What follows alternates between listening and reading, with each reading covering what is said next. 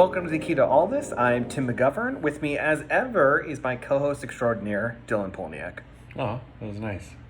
Oh, Extraordinaire. You only get the best. You only get the extraordinaire with the extra e. With the extra e after air. Very fancy, very French. And today we are discussing one of our favorite films in the franchise, Rogue One. Very excited about this. The first ever Star Wars movie that's about war. Just pure carnage. It's the first movie that shows a full war. Not just a battle, but a war. And I love it. All those characters you saw in Empire Strike Back get hit by ATs. This Do you is mean about them. The Battle of Hoth? Yes. Not the War of Hoth? Not Did I the say Star War War of of Hoth?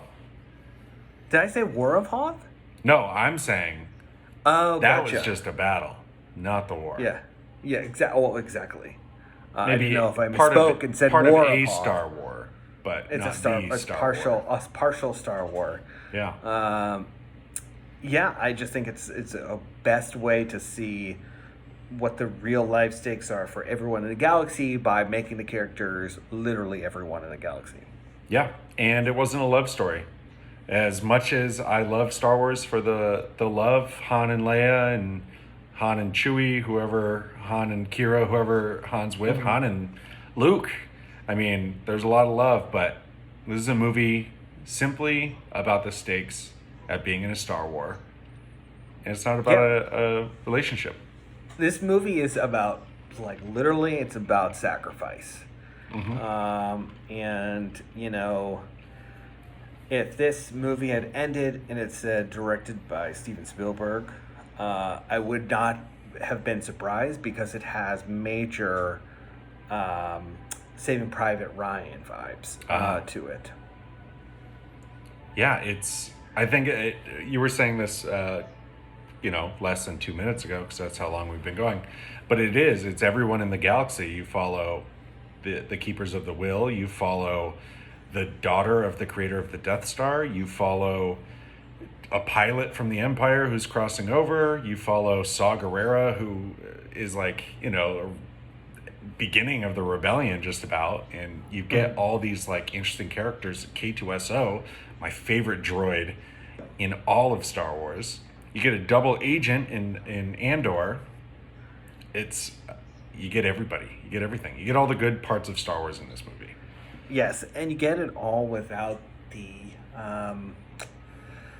the idea that everyone in this movie is going to survive, which, spoiler alert, they do not. They very much do not survive this movie. I love the Guardians of the Will for the same reason that, we've seen Jedi, they're indestructible, but there's also this part of the religion that, people, aren't as trained as Jedi, they all die like the rest of them. And, so many people die throughout the battles of Star Wars that this really kind of, makes you think, okay, if these characters I've known just for one film that I've loved have died, I can't even imagine all these stories of, the atrocities of the Empire.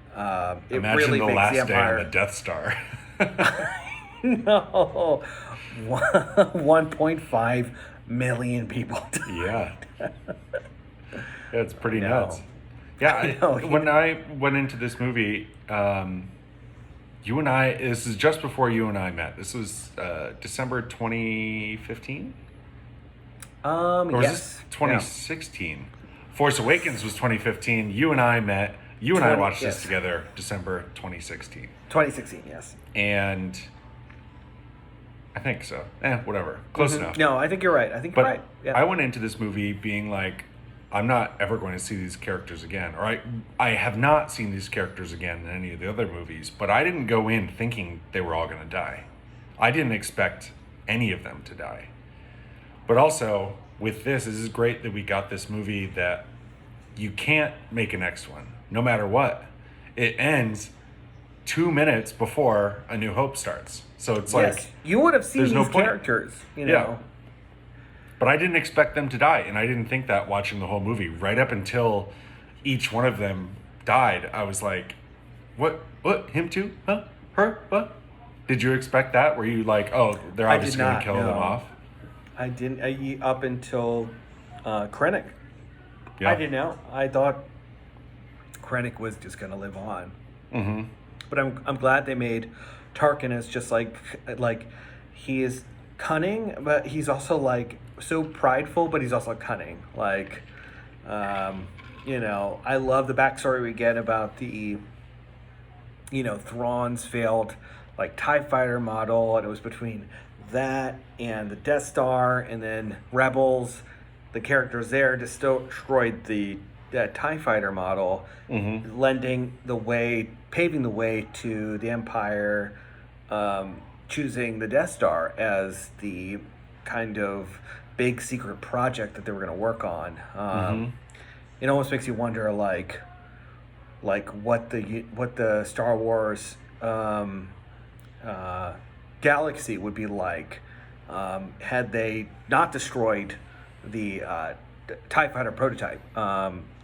But yeah, it's a really cool. You see the trajectory of the Death Star through different movies, and this is like the best movie to Yeah. to get it.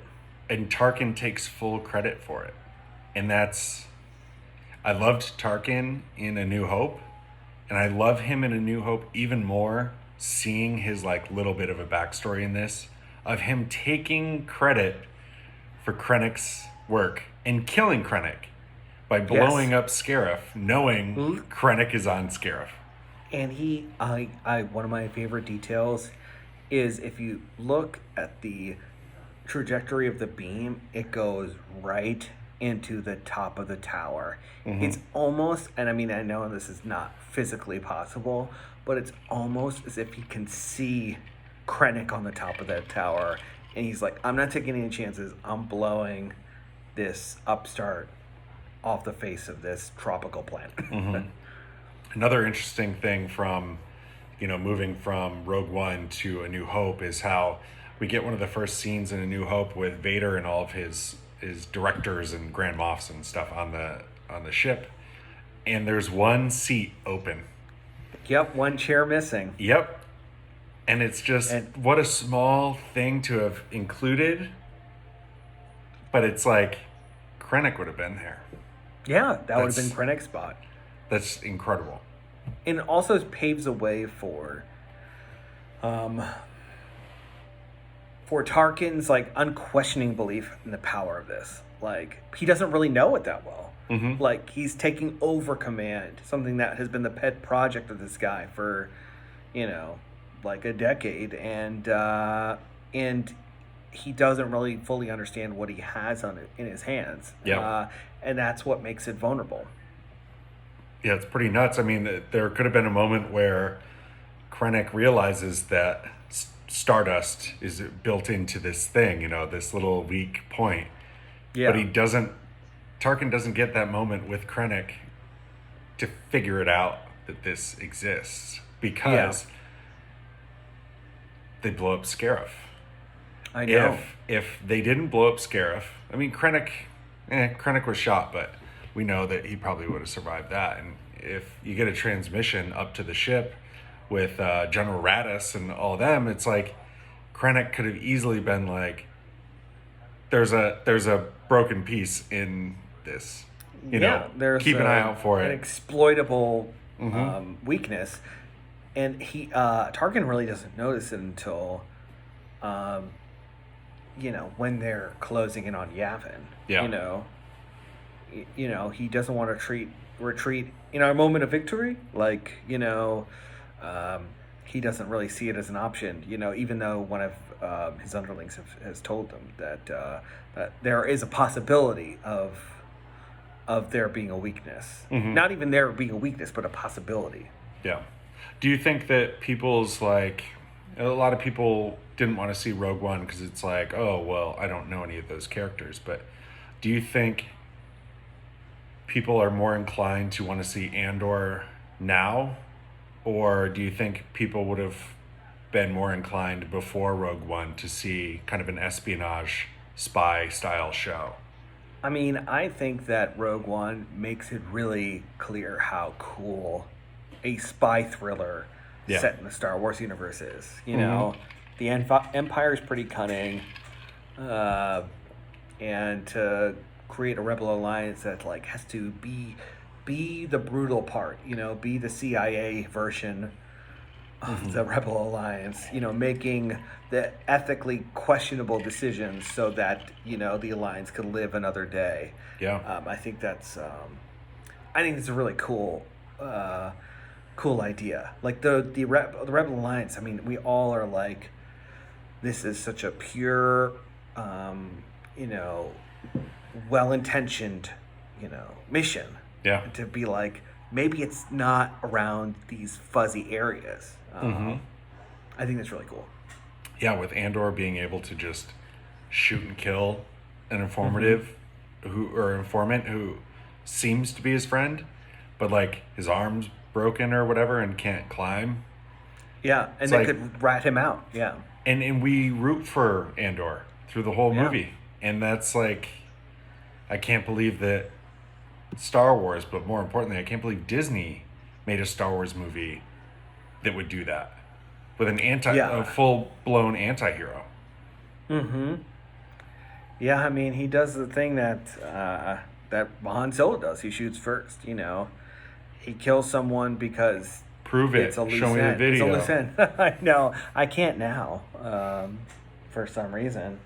Someone's altered the tapes. The holocrons. The holograms, not the holograms. What am I saying? Oh, it's late. I'll take both. Yeah, I'll take both for $400. And yeah, I think that it also gives us this amazing battle of Scarif, which is just the coolest. First beach battle in Star Wars.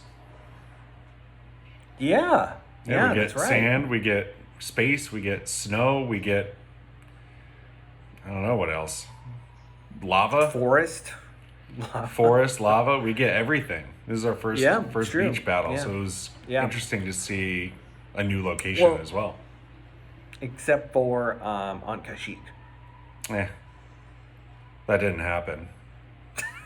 Never happened. Well, I guess, okay, I lose. Well, this has been Dylan. We're canceling the podcast now. We just got fired. Well, I feel like that's more of sorry. like a lake than a beach. Okay, I'm just trying to justify not being an idiot. Just by, yeah. It's one of my favorite movies, and it has infinite rewatch value. You and I have watched it together multiple Yes. times. Too many times. We are keeping Disney in business. Definitely, $12 a month at a time. Fully worth it, by the way. So this Yeah. isn't a typical way that we don't do the show, but I have one critique. Okay, go on. But it's positive. Positive critique. There are more twists than Rogue One. I love Rogue One. I love it with all of my being. Don't tell my wife. But I would have loved for Cassian, when he gets shot in the big silo of all the data, when he gets shot, to die. My one critique for this movie is all the heroes got their own death. They got their moment of being a hero. Cassian did not. Cassian got shot, fell far, landed on a bunch of stuff that would break your bones, and then still had to come out to rescue the hero. I would have liked for Cassian to die, get his own death. Jyn to get her own death alone. I mean, it sucks that it's alone, but, without the help of others, that's kind of how it was, is they're all kind of on their own together. To the last man. Yeah. That's my only critique of the movie. I would have liked to see Gotcha. that. Just Cassian to get his own death. And not share it. And my biggest critique was that It's pronounced Kashyyyk. Kashyyyk. My biggest Kashyyyk is that Admiral Radis didn't have that that kissing scene that I have written in my fan fiction. Oh yeah, I saw the drawings you Ugh. did on my desk They're at vivid. high school. They're to scale. And they're anatomically correct. And I won't apologize. And Google can continue to take my stuff offline for being too inflammatory, but And too true to I story. won't back down.